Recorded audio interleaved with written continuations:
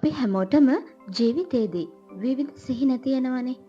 ඒත් ඒ සිහින ගොඩක් වෙලාවට ඉෂ්ට වෙන්නේ නැහැ.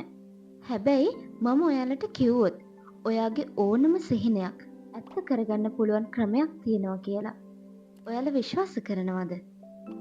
ඔව්. ඒක ඇත්ත. ඒ ක්‍රමය තමයි මැනිෆෙස්ටේෂන් කියන්නේ.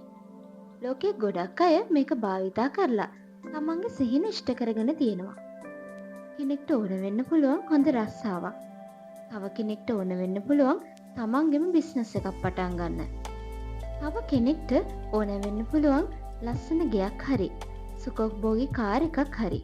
ඒ වගේම තවත් අයට ඕන වෙන්න පුළුවන් ජීවිතේ ගැටලු ප්‍රශ්න වලින් මිදිලා සැහැල්ලුවෙන් සතුටින් ජීවත් වෙන්න. හැබැයි මේ හැමදේම ඇත්ත කරගන්නේ කොහොමද?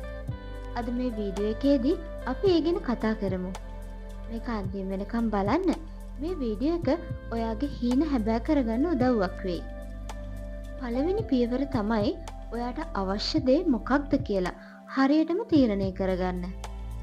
මැනිෆෙස්ටේෂන් කරන්න මුලින්ම ඔයාට අවශ්‍ය දේ මොකක්ද කියලා.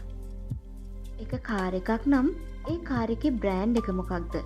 කාර් එකේ වර්ගය මොකක්ද? ඒක මොන පාටද කියලා ඔයාට හිතේ පැහැදිලි රූපයක් තියෙන්න ඕනේ.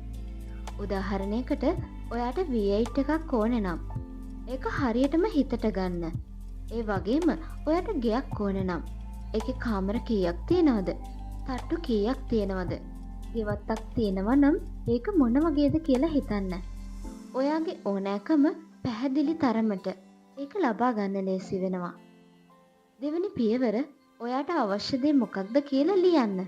ලෝක ප්‍රසිද්ධ විද්‍යාඥයෙක් වන නිකොලා ටෙස්ලාගේ 369 ක්‍රමයට ඔයාට අවශ්‍ය දේ පැහැදිලිව පොතක ලියන්න. ඔයාට අවශ්‍ය දේ නැත්නම් ඔයාගේ හීනය උදේට 3 වතාවක්, දවල්ට 6 වතාවක් සහ රාත්‍රීට 9 වතාවක් පැහැදිලිව ලියන්න. උදාහරණයකට ඔයාට ගෙයක් ඕනේ නම් මට ලස්සන ගෙයක් ලැබෙනවා කියලා උදේට 3 වතාවක්, දවල්ට 6 වතාවක්, රාත්‍රීට 9 වතාවක් ලියන්න. ලියන ගමන් ඒක ඇත්ත වුණා වගේ හැඟීමත් එක්ක ලියන්න. මේක දවස් 21ක් කරන්න. එතකොට ඔයාගේ හිත ඒ ඕනෑකම විශ්වාස කරන්න පටන් ගනී. තුන්වෙනි පියවර චිත්ත රූප මවන්න. ඔයා ඔයාට අවශ්‍ය දේ මොකක්ද කියලා හරියටම තීරණය කරලා ඒක 369 ක්‍රමය අනුව ලියන්න පටන් ගත්තනේ. ඊළඟට ඒක හිතින් දකින්න. උදාහරණයකට ඔයාට කාර් එකක් ඕන නම් ඔයා කාර් එක ඩ්‍රයිව් කරනවා වගේ හිතින් දකින්න. කාර් එක ඇතුලෙන් එන සුවඳ, ඩ්‍රයිව් කරද්දී එන ශබ්දය, අනිත් අය කාර් එක දිහා බලන විදිහ හිතින් දකින්න. ඔයා ඒක ලබලා ඉවරයි වගේ සතුටු වෙන්න. The Secret කියන පොතේ රොන්ඩා බර්න් කියනවා එයා පැරිස් යන්න හිතින් මවලා එයාට කිසිම වියදමක් නැතුව පැරිසියට යන්න පුළුවන් වුණා කියලා. ඔයත් එහෙම හිතන්න. එතකොට ඒක ඇත්ත වෙන්න උදව් වෙනවා.